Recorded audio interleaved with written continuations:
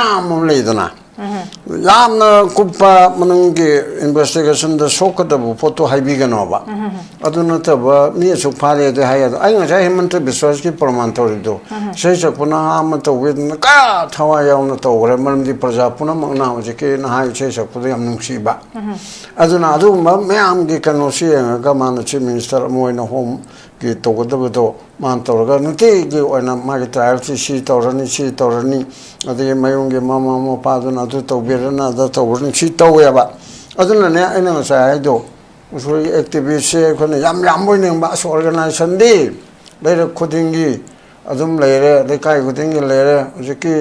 ꯆꯍꯤ ꯑꯍꯨꯝꯁꯤꯗ ꯂꯥꯟ ꯃꯦ 23ꯗꯒꯤ ꯑꯣꯔꯒꯅꯥꯏꯖꯦꯁꯟ ꯊꯣꯔꯛꯏꯕꯁꯦ ꯀꯅꯥꯒꯤ ꯃꯥꯒꯤ ꯃꯔꯥ ꯊꯋꯥꯏꯒꯤ ꯃꯤꯅ ꯑꯁꯤꯅꯆꯤꯡꯕ ꯂꯩꯔꯤꯕ ꯄꯨꯝꯅꯃꯛꯁꯦ ꯏꯚꯟ ꯑꯩꯅ ꯀꯩꯅꯣ ꯇꯧꯖꯕ ꯇꯔꯥꯒꯤ ꯆꯩꯁꯨ ꯀꯥꯏꯅ ꯂꯩꯔꯤꯕ ꯄꯨꯝꯅꯃꯛꯁꯤ ꯍꯥꯏꯔꯤꯕ ꯊꯧꯗꯣꯛ ꯃꯅꯨꯡꯁꯤꯗꯒꯤ ꯊꯣꯛꯈꯤꯕ ꯆꯍꯤ 2-3 ꯃꯅꯨꯡꯗ ꯊꯣꯛꯈꯤꯕ ꯉꯥꯛꯇꯅꯦꯕ ꯍꯧꯖꯤꯛꯁꯨ ꯑꯗꯨꯒꯤ ꯒ꯭ꯔꯨꯞ ꯃꯌꯥꯝ ꯑꯃ ꯑꯗꯨꯒꯤ ꯑꯄꯨꯟꯕ ꯒ꯭ꯔꯨꯞ ꯑꯗꯒꯤ ꯅꯣꯡꯄꯣꯛꯀꯤ ꯀꯥꯡꯕꯨ ꯅꯣꯡꯆꯨꯞꯀꯤ ꯈꯥꯒꯤ ꯋꯥꯡꯒꯤ ꯇꯧꯋꯦꯕ ꯑꯗꯨ ꯇꯧꯔꯤꯕꯗꯣ ꯑꯩꯈꯣꯏ ꯄꯔꯄꯣꯁ ꯑꯃꯗ ꯖꯁꯇꯤꯁ ꯐꯪꯅꯅꯕꯒꯤꯗꯃꯛꯇ ꯃꯅꯤꯄꯨꯔꯁꯤ ꯌꯥꯝꯅ ꯃꯑꯣꯡ ꯇꯥꯗ꯭ꯔꯦ ꯑꯗꯨ ꯑꯣꯏꯔꯗꯤ ꯖꯨꯟ 18ꯒꯤ ꯗꯕꯜ ꯑꯩꯅ ꯍꯦꯛ ꯍꯥꯏꯖꯕꯗꯣ ꯇꯜꯂꯗꯅ ꯍꯥꯏꯗ꯭ꯔꯦ ꯖꯨꯟ 23 ꯇꯥꯔꯤꯛꯇꯨ ꯅꯠꯇꯦ ꯖꯨꯟ 18ꯗ ꯂꯩꯕ ꯊꯧꯅꯥꯗꯣ ꯃꯗꯨꯒꯤ ꯏꯍꯧꯗꯣ ꯑꯞꯔꯥꯏꯖꯤꯡꯗꯣ ꯃꯗꯨꯒꯤ ꯗꯕꯜ ꯖꯨꯟ 23 ꯍꯥꯏꯁꯦ ꯇꯥꯔꯤꯛꯇꯤ 23 ꯂꯩꯕ ꯅꯠꯇꯦ ꯑꯁꯤ ꯇꯧꯁꯦꯅ ꯍꯥꯏꯕꯗ ꯃꯌꯥꯝꯅ ꯍꯦꯛꯇ ꯇꯧꯕꯗ ꯃꯔꯨꯑꯣꯏꯅ ꯄꯣꯂꯤꯇꯤꯀꯦꯜ ꯄꯥꯔꯇꯤ ꯔꯨꯂꯤꯡ ꯄꯥꯔꯇꯤ ꯁꯔꯀꯥꯔ ꯄꯥꯏꯔꯤꯕ ꯃꯟꯇ꯭ꯔꯤ ꯃꯟꯗꯣꯜ MLAꯁꯤꯡ ꯃꯣꯏꯒꯤ ꯇꯧꯐꯝ ꯊꯣꯛꯄ ꯇꯧꯗ꯭ꯔꯤꯕ ꯑꯗꯨꯒ ꯃꯣꯏꯒꯤ ꯄꯥꯔꯇꯤꯒꯤ ꯄꯣꯂꯤꯁꯤ ꯑꯣꯏꯅ ꯂꯥꯛꯄꯗꯅ ꯍꯔ ꯘꯔ ꯇꯤꯔꯪꯒꯥꯏꯗꯣ ꯀꯌꯥ ꯌꯥꯝꯈ꯭ꯔꯦ ꯑꯗꯨꯅ 27 ꯉꯁꯥꯏ ꯆꯥꯎꯕꯅꯁꯨ ꯍꯥꯏꯖꯔꯦ 27ꯗ ꯖꯦꯄꯤꯑꯦꯝ ꯐꯥꯎ ꯀꯥꯗꯕ ꯃꯌꯥꯝꯁꯤ ꯌꯦꯡꯉꯨꯔꯗꯤ 99.9 ꯃꯤꯇꯤꯡ ꯇꯧꯕ ꯈꯨꯗꯤꯡꯒꯤ ꯌꯥꯎꯔꯤꯕ ꯗꯤꯁꯀꯁꯟꯗ ꯇꯧꯔꯤꯕ ꯑꯁꯤꯗ ꯊꯥꯒꯠꯂꯤ ꯌꯦꯡꯀꯥꯟꯗ BJPꯁꯦ ꯃꯣꯏꯁꯨ ꯈꯔꯗꯤ ꯐꯩꯗ ꯍꯥꯏꯕꯁꯦ ꯑꯃ ꯐꯥꯎꯕ ꯌꯥꯎꯗꯦꯕ ꯑꯗꯣ ꯂꯣꯏꯁꯤꯜꯂꯒ ꯑꯗꯣ ꯚꯣꯠꯇꯗꯤ BJP ꯉꯥꯛꯇ ꯉꯥꯏꯗꯧ ꯃꯥꯜꯂꯦꯕ ꯀꯩꯒꯤꯅꯣ ꯃꯣꯏꯒꯤ ꯄ꯭ꯔꯣꯒ꯭ꯔꯥꯝꯗ ꯈꯪꯕ हर घर रहो हाँ अदुर कुंबीद तौरे अदरी वांगजिंग तौरे पासोइद तौरे अस्मी से लिसिंग अनि अहुम मरी मंगा से तौरेबा याद्रिमने से कोई शासन तौरे से सिल्ल तौरिम हाइरिमनेबा पोला योमना कोई से मणिपुर पोल मांगमिनबरा खनमिनबरा हानो कारिबा कोलिबा तौरिबा अमुक पुंग नौनगा सिनो पुंग अमगते याम फगदौबा अदुना तना बेसाना योमदना कुंथ्रा निफुगा कागरगदि रिबा डेवलपमेंट सिदा पबुंगी मीटिंग द हुजिक कमाइन थंबिनिंगी अदुगा अकोगी लोगी मीटिंग दगे हाइ तारे लैरिबा केसिंग सिदा सिदै एसोसिएट तौरिबा केसिंग सि कदाइ कदाइ फो यौग्रम हाबिसे मियाम असु हेना खंगनिंगी अमा फादेना पुथोरकपसि मसे इन्वेस्टिगेशन सिगी अदुगमा अचौबा अकोगी ब्रेक थ्रू नेना लौबा याब्रा अदु करी करी फॉलो अप सिंग हाइ तारे कमाइन थंबिनिंगी पबु चुमे हौजिके लैरिबा त्रोंगलौबिगी थौदोक खंगदे एनी थौदोक अमा क्रिमिनल एक्ट मी सिबा सोकपा तौबो पुनमगसे एफआर अमा लौखटपसि यामना मरु ओइबा अदुना यामनामदा त्रोंगलौबिगी हौखिबा एप्रिल 3 चंगपा हाइतारे तरुकि नोंयाइ मतुंग 3 की हौबा AM तारे 1 AM अदवाइदा सक खंगदबा सिंगना बम ब्लास्ट तौरपदगी अदुगुंबा हुजिकी हारिबा त्रोंगलौबिगी युम मताय ओइना लैबा युम अमदा ममाना कोलगा तुमिबा अंगांग अनि साहायखिबदुमना अमना चही मंगा अमना था मंगा असि तुमद्र लैगदा अंगांग अनि दुबु हारिबा बम मसेना पांदना सिरे खुदकता अदुगा ममाबुना तीन सोक्तना हॉस्पिटल लायंगबई फिबम लैखरे हारिबा थौदोकदु हेक थोकपदा मैमसिन पेनदना नुथिन पुंग 12:32 असवाइदगी यमसिनरक्तना मनांग नकपदा इनांग नकपदा CRPF सु लैबा अतोपा JK राइफल सु लैबा JK 11 तौबदो अदुना खितंग लाप माले अदैदा CRPF सु इनांग नन लैरगा करी तौरिमसे कैमति येंगदबरा खोतबला हाइबगी मरमदा खोय साउनरगा मियाम हुपचलुदना तौबदगी खंगखंगुदना मदु कंट्रोल तौनबनी हाइदना CRPF ना नोंमैना कापथोरकपदा मी मिचम अहुम सेरे अदुगा मी कुंथ्रागा खरा हेले असिगे पोत म लेरा aduna yana brother 7 April da lairibasi da case ahumni criminal case ahum angang ani adugi case ama adugi farama morang personal okole adu ana eda sinagar hare ko adugi nimi phai hari se then ani subna miyam madu changi bedu CRPF na khalibna mob ni haidan hoi mayam ni na oibudi orambe aduna mob na CRPF te attack tawre haibagi CRPF rumdagi file tawba aduga somo to oibra karino adugi case ama farama lokale luri bidi Langera, Chungera, self defense the Kapara, Natraga, Kapum Tokta Kapra, Hividu Tina, CRPF, na firing to give me, Sigiba, Contra, and Sopado, Aduga Palocotel. Adugi case Tari. I could get any Yozaba, Kin Mam got retired as Karagana Saba, Citizen for Justice, and a Sherman Oibadi. Asida Toraga could get member of my earing bum Jogesor when I'm the Gi. Advocate ama kharsana ama mana petitioner wehelaga public interest litigation ama high court thargal le abangara na hanmak thoi haide CRPF firing tawribsa national human rights commission na piba aduga supreme court na so haiba asida FIR ma lokha kadabani magistrate inquiry tawgadabani each and every police action da sibase masi phana chumna kapkera lana kapkera magistrate inquiry to Godabani. Adubu police, central police Oibanina, central reserve police force Oibanina, Masidi magistrate inquiry Muhuta, judicial inquiry Nachumi. Haidana Commission of Inquiry 1952 Gimakada, CRPF firing Sa, a paramalocal Matunda inquiry too. Haidana Adugi case to Satari. Adugi Podasida, Lady Basi. Nupa mapare mami es palal cookie tadu rom de give the oima le du cookie oiri ba tare ko Michael lamjatang oi tadu ni mai sari oi be oi de be du cookie oi le ho ba tare Michael lamjatang oi di cookie na tre haire na aduna NIA has arrested one es palal cookie Masikanano finance head of the United Cookie National Army UK NAG National Army Sigi Finance ki Puba Makok Haitare Adu Chusanpur District Tagi Adu Nama Pabase Narang Masutang Tom Nidana Agastala Nitoida Magi hideout all girl mall village Chusanpur Takiko Mase Adu combined force involving the Manipur Police, Assam Rifles, Indian Army and CRPF etc. Mayam Sina Toraga Mapare and the Haribanu Pase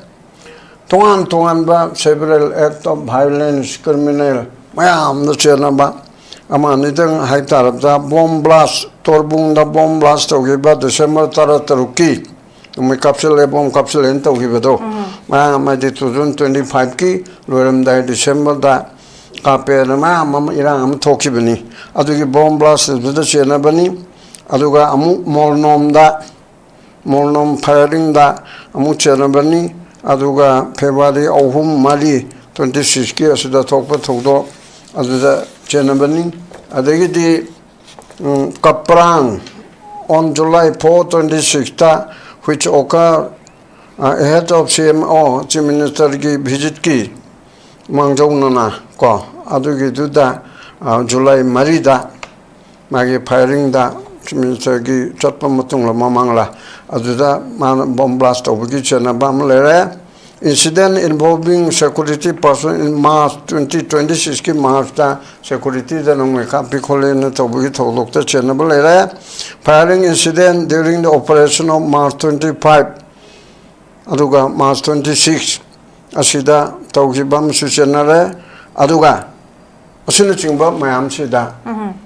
habitual offender umbam haitare ko hariba case mayam case tare nipan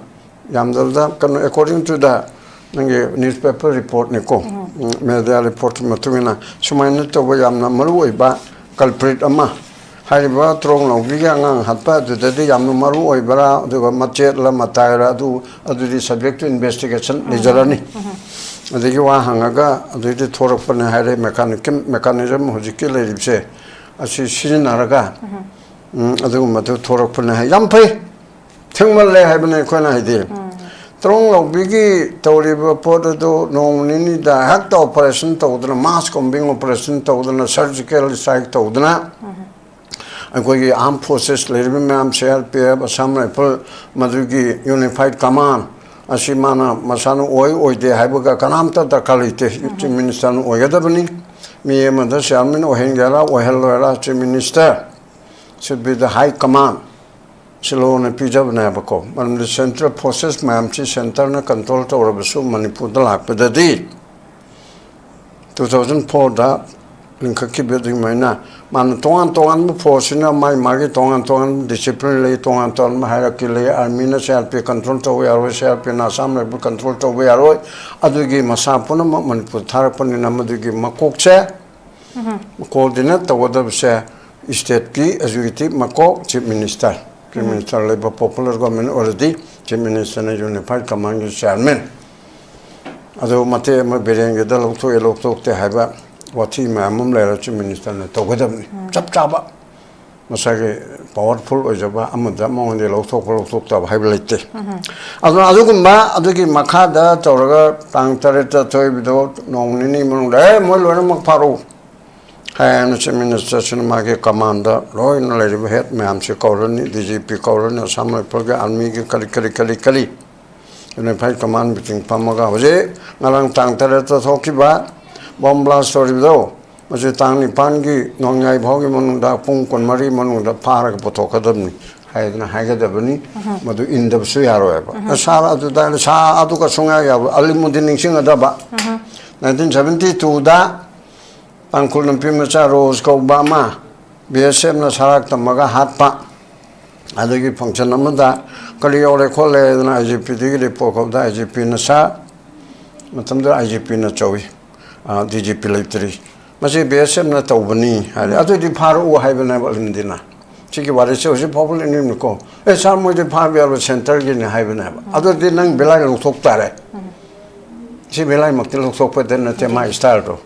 Utuk tare nang IPS ni madugi kona central haibum thokpa thoktabdo kona tawna hujiki di ai tawdni hanam sare pharakke haraga nongalaga pharaga sa BSF officer aniga rifleman la amaga moi ohumna oire phara yes pharatina keski police custody lokum thokpa tawna tawro center da iro home da iro home secretary DGP iro ai no official oina tole makhata badu asipaina khoi Canada kalkri tobra khotpra torga court martial tobra khotpra tore makha de khangdre kaure ko asumai tawdana action local adugumna unified command gi leadership ki makha da security forces mam ji state chidale bidi state chi makokna control ai bunga ona thari do ai gi order chatana kana ge dum leidoino adu mudu tawda du tawde ba tawda baduna ne bangse bhawa khomam tawse adu ngarang na handiki Home Minister Govindas ne karina moida du tawrani adege kholai chingche hana logi bachingdo or aror palari bachingdo mitrang manu piru haidana hojik tang khajik tang ai na pa manu pa thokpa tawpun tu yam thenge bu khatang haigala eba adu tawrti mitrang manu de haldi yaroi adudagi lambi chatpase mase khoi nahana raugin hoita haire National Security Act of Phagni lambi da thingme piba na se have da khotpada haina Govindas na haire na ko harau be khoi nungai adu mai na han de ki to haiba nemni tha taruk hele dana commentary changa dore dana han de ki to ro ba han ki government se to ya du mo government che khoi da nu pa tok ta ba khoi ge maunga man ta da ba khoi ge ICU da leiba government oina tawya ba ado khoi personnel wena chimi so oriba mantri mandal oribdi ekna manate China uchilina umar mapang atani moi bu planning bi haibena ba aduna sigi come to the point shil aga ma phare monda wa hangaga kana yaute adudi lerani investigation gi progress isu National Human Rights Commission haibe gi matung inna 2010 da gi direction recommendation pigre State Chief Minister Singh, Chief Secretary Singh da police action khuri makta chumna self defense ki tauribra lana kapibra chumna kapibra amabu orso murusu mese inquiry tawadabani that means center ki organa judicial inquiry tawadabani FIR lokakadabani aduga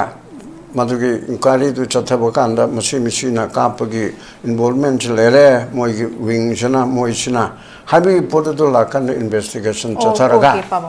investigation chatharaga mala leiti habatu tawraga dandi pigadabani natraga thadokadabni for example amatang peramge rims ki tawribdo jase DMC na tawre aina victim gi ukinwale moi ohum chena rahe CRPF ki adu chena rahe na CBI da case tu thadare aduga matamdu de gahati de tawmale aduga moi ohumdo dandi lere dandi phange dana life imprisonment tabani adubu ko na appeal tawraga 2004 ge daidara jaja mana tamani o khoi ge chamoroi bolna tum 2004 ge aduda moi appeal tawdegi thadu I haibra tawna ma hoi case tu ge result tu le jagare adu mana process tu chathe ba adu tawdam ne na han sma ha okay pabo huje phobu lai diba tangkak si phawda aduga Tronglaobi gi incident siga kari kai legada ba pabung da akogi marik chum chu takpi de aduga every police firing saida asigi post da akogi inquiry sidi it's mandatory have ne du hujik lai diba se pabung hujik ko thambi kre phajana Tronglaobi gi sta case ahumni angangani sibeduga aduga akogi maduda mukna bada micham ahum sibeduga micham ahum sibesigi hujik aduga no FIR no inquiry laitaba adubu sida kai do ya have do ain gi thong dagi pabung wona process aure have post laire aduga miyamna CRP the Thomjin give a question of Miam Sigi case we are Humzigi Manunda, Asaki Ani Suba, Mijam Ahum Suba Sigi, no FIR, no inquiry, Adubu, Honaba Sigi Posima lady. I don't know any Pabung Galaxan in Mr. Pabung Hojik say, Aquina was minor Kakati Parakan, Dilan Bafake, Oitas Makata, case a Kaiser Crane, Aquina Hangeva. Aduna, it is Mamam Tore. It is Mam Torokana Magi Makat, our follow up, Aduga conviction report, Madam, Aquina City, Taboximangam, Ipang Pang, the Buddha minus Minadum labor post we hide. See Maxinas when a bear mayam sena quick my parapadang sales up with sound happy, but mayam apistong no brakainaga, Toxina Manba, which may have never Tazabosima, what by type of Miam, a toy in a Sima Pawan Bese, and the party pang part of Mayam Pab the Pie that Duga conviction report him aside as a zero labor tap was a comment to me. I would say activism what the young labor in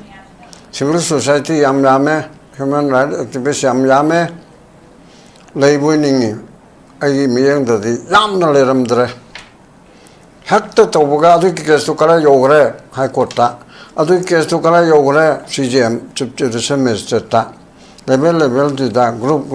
human rights activists, lawyers, teams, adu media team, adu team, Hein Toraga, Tauton Hosea. Tronglaobi Chairperson firing to Budo Kana Mumtana Haidena. When a case story at the High Court story with the Kam Queen Sangani. Asamda, say Sapanu Pamasama, Kareba Mundo. Adugi do Mapanda, Malaysia. Adugi do Adu Mortgage Minister, Sina Ayogi type, Nutigi Paupina. Water woodring, Mamansu, water also, Adumami Marie Pare. Amadi a canotory expert Tavi, the anime of Pagadi Lotran, Auditory, and take at least Nini Homni Kudingi, Hosicana Matamatan Pavla, they to the trial to Godabini. Pastor court Amalinga from Manbo, Sumino Toy, Masito Godamnaba. And I wait the laws who got a couple of coming at the investigation Chatagara, do we have nothing to say? I can hire Beadre, she later. Otherwise, journalist you end up in the Anab Gosami. Anab Gosami, the BJP, was a mayor among Adu Ojarasano. Adu Oragasu Mana investigation to Posmano, Kotok Tanako. Me and Pare to calculate high, Aducarita, we call an Ioga to Unatana Corner, the Natra case to give Marimata victim give. No, and Kotok Tananga. I wish I don't quarter later, they couldn't come in PBA, Canania de Hariba. Subjudice or subjudice ke artha kari toriba kotle ba kesto mapano wali sanabe ade se kalai de yoriba ke sadu ki sok pe ba badi bibadi ani ki manungda amang ki sok pe ba just the influence to we aba pot adu to no haibana ba adu na tabloina haibe investigation no je es palal kuki hai na pare adu de sai chau na hai mitara ni police custody lo ko hangbi rai ni ma kari to ore police custody lo ore kari kari hai re mana hai dok pada yada ba ko ai bi state ki interest ta kai ba prosecution da kai ba investigation da sok da bo di hai roi hai bi ade ba adu na tur de mana mi khar che ne hai ri adu kana kana no da hoji ko ne da ko na hai bi ade hai bi si ya ba ko adu na adu ko ma mthang mthang taw da na di activist sing sina kala yo ore inquiry du taw ga se am ga mo hai ge na ko ge chief justice ko te high court ko aramba amana akoge tang ahum degi thokiba thokdoktugi achouba inquiry commission of inquiry act 1952 gi makada amishana central government semna ba chief justice aramba ama hojena punjabi no oigra mudu retire tore adagi IAS officer retire ama IPS ama assam degi ama kerala rum degi ama adoga chief justice aramba ama ahum sina commission of inquiry ama manipur da thokiba thodok singse kari kari no tamo reference mari manga piraga kana na hodo e kana yore kato loin tawriya ba chike do we moment to tawde kana to so laude tatruk e toktana hoji so mu je toktana tha kharo alam gini asi tawde si ko to tawraga adu gen kwari do kala chawra report ko biu haibsi yamna ta punamok to ai ha kana ndi tawya dra haibi ai loin taw ngamro I'm a senior advocate. I'm a case tabi abanate. Chowning begin at Taba. As I know Tabu learning a masonate, I saw Halo is a lay. Other day, now public spirited Loyala Club Sangstana Mana, Karina Toga, public interest litigation, and Yam Chari Denoco. Say my Maraca Suzata, Mokta the Yam Tal Leba, Lambino, Big Man of Tadana, Quelle Pedu, Case Supreme Court Lady. Adugidi dropped over at another Suma Mam told them, say, hang you to go Marilyn over that. Taxing the court get up a politician, sing politicians like table, because they made the Asu, Aina can't make a changa to the late, who can shoot judiciary, so don't have a bar association. No, no, no, chair. How the keep Pumsi in a bar. BJP is a son. I am not government and Hagan on a high, BJP in a high. Cookie in a manipur Togaido, a Haiganu, BJP in a manipur Togaido, a Haiu and Haidiaba. Carigino Cookie in a Horate was separate, Mr. Sanche. BJP Mantri Ani, MLA Tare, Asina Me Tara Nitoigi 2023, Me Tara Nitoida, Minister Pau Hauki, Matamdugi, Minister Nemsa Kibgan, Ate Cookie MLA, BJP Tare, Moibu Mateng Pangba Ahum. KPI gi ani independent ama moi tarana a separate administration in the form of union territory with a legislature. She had a paneva. Then me Tronglaobi, I want to say lonely I know cannot talk even action local DGP da Matamdugi that the term evening as a former chairperson of the Human Rights Commission oina. She said she told Mr. DGP Rajib, she local mam run phone rekom. Aduna port of the Mhrc BJP gi oiba MLA singduna mantri oino oina MLA oino tawusi BJP ne yayaba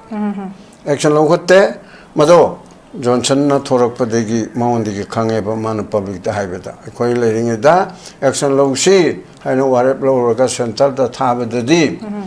mase amuga manamani nai gnu edana kalp phajin khareba ado man BJP pamdre na thorak pakanda haidora edana loge budi khanjaramba ada yaro edana dictate BJP oyo Congress oyo party regional oyo ha aduna phai BJP phatre Congress phatre regional adu bu amuta bu natri na BJP na pai su yai ne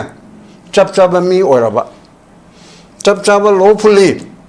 law and order sai na pai bene ko adu state ke level list to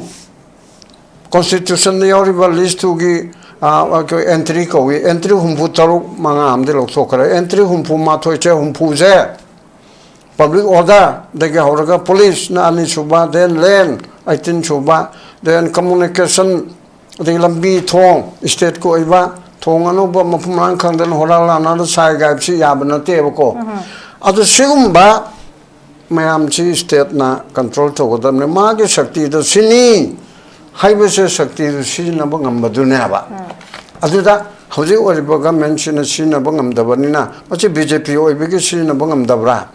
phatraba congress hatpana tan upalite hariba aduna dum farabra mayamna yade habigi matamdugi goi yamba muiba do 2019 aduda changan ba de na maramde manipur thokai do re han tobugi mam to du yayaba ibobina kaigino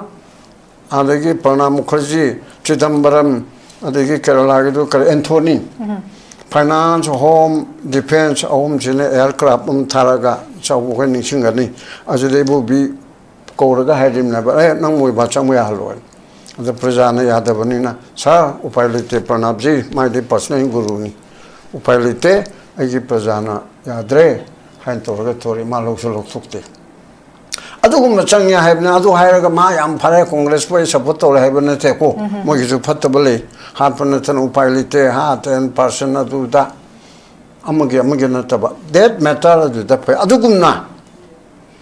BJP na panye palo ma to hindu ge adu da to joro ne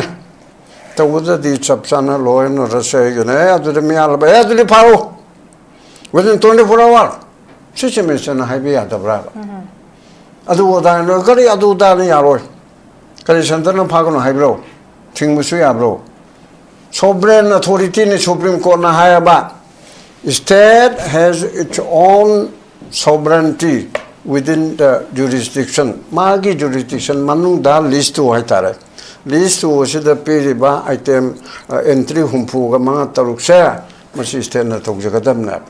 state na tobungam daba external aggression tore internal disturbance tore ador boidi chipayala thabira u haida mateng pangani Madubo Article 355 haina kore 355 har moina losin banate sipai lisingum puthar ido 355 tan adu tharaga season abda kone season gadabne aduni si minister na control to du na se moi sipai sing duge dandi pibo mara liba du da pun mo discipline action lo du center na to jagani but season abda di adu chalo adu chapi wana asam rifle na mang thau army na mang thau CRP na chi tolo sidi koi sida to jaga dabna aduna adu mapot puna mogadu chap chana mathau to daba aduna mathau to dir si kem chana makam to wang moi daba mira govindas po kem to wang moi daba mira lo sidi ko po kem to wang moi daba mira gam ngane kari ngamande because of BJP high command BJP system se BJP was so Himanta Biswas to ayaning in magi oina samgi oina ma hojikari se then chudenda adhikari haibra Punjab ki Mamata Banerjee maithiba pirim se BJP or say mapan de jang pa Bangladesh ki jang pa singdo ram tuncha kharo nami asuni manungda noi bu pharaga jail thamudab do jail babuno ki sak pijaning de chakro kana nak tham ki chwai to hibda illegal immigrant am talai be aro asi BJP ki chief minister na ba megi na du mutawraga koi na kari mutawda no hoi ngarang na khatam machin ga thorakta na national highway da lutpa to ba thing mo khol pe se NS to ne adu di good apabu 1% ang torpa du or su 2% or so du chai koi thagal le ko badam jo boda ko min hundra lening de ba lo mena apabu ma het to buda number 1 ngang buda I oi ga helim ni ko men sogol laga to de ba photo aduna hila iba point sida mase moi ma phare legi mathang mutang hangdana tora tai phara ni aduga mase sukara yorge habisi state na इसे के DIPR ना हाइगद्रा नत्रगा home ना हाइगद्रा नत्रगा government के spokesperson ना हाइगद्रा कना मोवंग लोय अमना असुंबा त्रोंगलावबी की inquiry कना चथबदो investment चथबदो होजे मिमांगा फारे तरुक पर हानसु केने के करेबा यूके ने के अनि फारे नमसु तौगिदाइने अदु आते के केस फाबदे की चुमना फॉर्मे अरेस्ट माली अछिसु मकेलसु हाइबा आइन सुंग छैमा मम हागिदो केस तै चेनबो माम लेबदुरि अमद फारगा सिदसु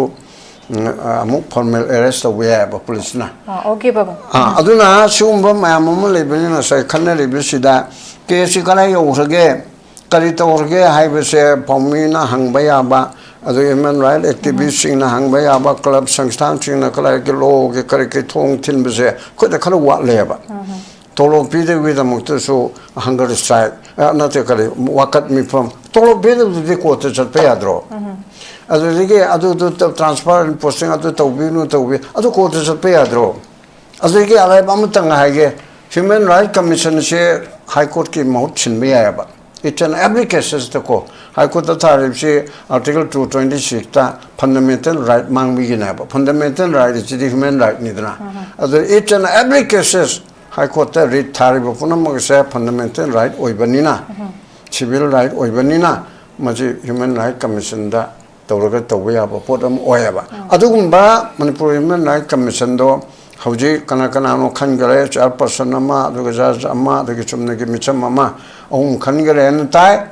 kana da recommend tawren tai chief minister ne speaker ne phamaga adugi poto thamani sugore en tabada yamno maroi ba authority amadagi hauji phawba hapte ba adudang happy dana tawragadi mayam micham praja amana cheding amada se malankala se matang se kari yore recommend tawbiu adu hangbiu khotbiu haibisu yabani adu se tawbum to e habini matam leitra thank you so much babu gya present thambi akoi tungan na mayam sidagi loina mak akoi na su kari akoi state kara push soksilak pa ya bai ta adugum su watle phamung thambi aduga loina na conviction gi post ma mayam pharaga koina sum machi lengte lebe pot am labise koina fast track court kumba adugumba gi tawrakanda tawba ya ba kai ke mayam am laikre duna sumai sum nat taragadi mayam phina akoi gi fake toxin ba mayam thajaba wat pa site dum laiduni aduna la hujik su dum phawri bani mayam gi wafam da matungda kadai phok yona loin involve to basi phaduira madugi chena basing loina ma akoi transfer na puthora ka tawduira khai basi makhana kyam kuin tawgani ge se dum hujik thajaba wat pose adumak lei praja mayam gi wakhanda duna machine di crime si tawning ba matang matam chana tawdram dana justice deliver taw se dum delay tawram dana tawning ga mong ga tawbai mong ga tarakpagi sigi ayam na laibak thibas na koina uri apabung sai so ani subada su pabung ingi tawkre asumaina koi gi lakpa kano sing se mai pakhan gi haita ding ngasai gi koi conviction je zero da laibase mayam kudim ki loina ma koi je kano ma kana taksin bagi dakar ta ba loina ma ki mai gi role se haita da du je katang ingit pibi gi pabung na ana aseng mastermind je kanano ngasai gi attack si gi behind de lady base kanano masi puthorang ne bedamakta akogi ama khaktang faba sinadi arrest ahan ba five first arrest sinadi mastermind je expose to the first arrest is not enough to expose the mastermind aduna magi mari loina ma akoi ne puthorak na bedamakta haidare mayam loina ma ngasu akogi taksin ba mathau ta su panbire dug lorak poina masi se taseng na haidare masi mahayana ba ke sigi makhata na chenga changchen na bedamaka kano gi ain gi thong de gi su haidare aduga mayang bi su mitna sengna ba tawhaning ba haidare kamain thambiring pa hoy aduni sarkarna marakta weekly go ro phase 2 c ore mi ani sore home sore adedi police custody tawri adi amana judicial custody tawgre adu tawre expert ge adu tha gare khot kare haibun singba adegi leriba bomb blast adegi makhak le hori ba kari phari ba khoti ba adu expert tha gare khot kare forensic science adu tawra da tawre mam leidana yamna kupa manungi investigation da sokadabu photo haibigano ba aduna taba mi su phare de haya ai nga jai hemant biswas ki praman tori do sei chakuna am to with ka thawa yauna to gore man di praja puna mangna je ke na hai sei chakpu yam nungsi ba aduna adu ma me am gi kanosi ga man chief minister moina home ki to godabu man torga nuti gi ona ma gi trial si torani adi mayungi mama mo paduna adu to berana da to urni si to ya ba aduna ne aina nga sai do usuri activist ko ne yam boy ne ba organization di leire khudingi adum leire le kai khudingi leire jiki chai ohum chida lan me ohum 23 degi organization thori jekana gi mara thawai gi me ne sin chimal leire punamak che iban aina kana to jaba tara gi saisu kaina leire punamak si hariba thodo munung sidi thoki ba sai ani ohum chi munung thoki ba ngaktana ba hauji chu adu gi group mayam ma ha adu gi apun ba group adu gi no pokki kambo no suki kha gi wangi toya ba adu tori ba do akoi purpose ma da justice phangna ba gi da mukta mani posi amna mong ta dre adu di June 19 gi double aini he haijaba do talladuna haidre June contract tarik tu nate June 18 da laiba thauna do madugi iho do uprising do madugi double June contract taruk aise tarik te contract laiba nate asi tawse na haibada me an hekte tawbada Maroina political party, ruling party, Sarkar Pariba, Mantri Mandol, MLA Singh, Mogeta Pomtopa, Taudriba, Adoga Mogi party ki policy and Lakpadana Har Tirangai, Kaya Yangre. Aduna 27 size open so high 27 is a pen pokada. I'm seeing only 99.9. Meeting to putting Yauriba, discussion not Toriba, as it is Tagali and Kana BJP, Mojo Kalati Paida Habis, I'm young there. Okay, Babu. Ado, Ochalaga, Ado, voted the Mr. B, Natangai Domale, Kairu program the Kamba. Harga do ha, do Kumbi the Tore, the Wanging the Tore, Passoy the Tore, Smiji, Lishing and Neo Humari Manga. Sit over Yadrim Nese. Quay Sason Torres, Shillato in Hirim Nava. Pola, Yom Nagoise,